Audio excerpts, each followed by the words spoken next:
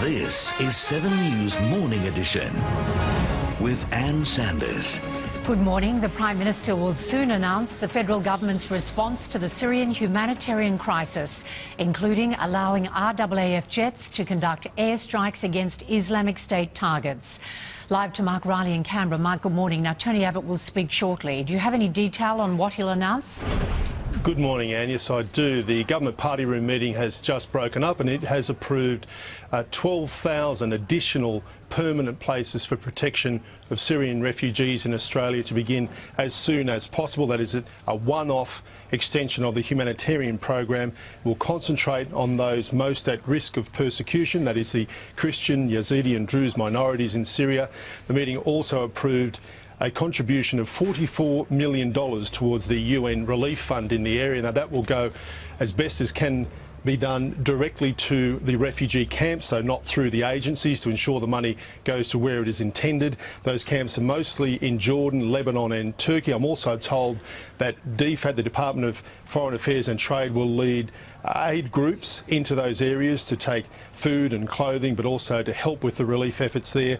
There will be discussions between the Commonwealth and the state and territories about where the refugees will be settled. Those meetings will happen very soon. There will also be meetings between the Prime Minister, senior ministers and leaders of those smaller ethnic communities escaping Syria to ensure that the communities are fully informed about those people coming to Australia and can do their best to help them. And also the third announcement that Prime Minister Abbott will make in some short time is the agreement to extend Australian airstrikes from Iraq into Syria. That we know expanded role for Australia in terms of capability, so we're all done under the existing capabilities in Iraq. The stated objective will be the one that Tony Abbott has been articulating for some time, to disrupt, degrade and destroy ISIS targets within Syria. Of course, the country is a complete mess, and there has been some comment just in recent days by former army chiefs and defence chiefs that these airstrikes will achieve very little in the broader scheme of things, but it does assist the US in its military operations there. So 3 big announcements coming from the Prime Minister very soon, Anne. Mark Riley in Canberra, thank you very much for all that detail, Mark. A British Airways plane about to take off for London has caught fire on the runway at Las Vegas Airport. There were 159 passengers and 13 crew on board. Live now to Angela Cox in our US Bureau. Good morning, Angela. Amazingly, only 2 people were injured. Good morning, Anne. It was an incredibly lucky escape for those passengers on board the Boeing 777. The Federal Aviation Administration says that the left engine caught fire during the takeoff process. And, of course, the crew aborted takeoff. Those passengers were forced to flee the burning plane on emergency slides. They were bussed to terminals. The crew is being praised for how quickly they managed to get everyone off. The airport has said that they got the first alert about flames at 4:14, so about 2.5 hours ago, and within 4 minutes all of those passengers were off that plane. Those 2 injuries, we're hearing that one woman apparently suffered from smoke inhalation. Also, a man had some sort of friction burn from when he slid down that emergency chute.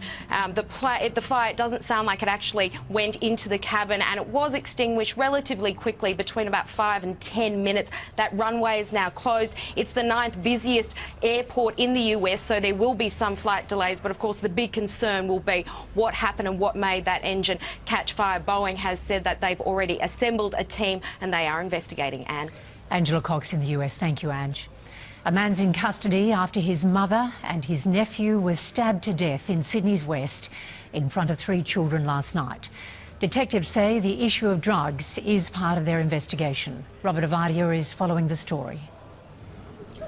Police addressed the media here a short time ago, detailing the horrific nature of the crime they were called to at about 11 o'clock last night. This is the man they arrested. Police were initially contacted by residents of Kennedy Parade who saw the man going berserk at a woman we learned today was his mother.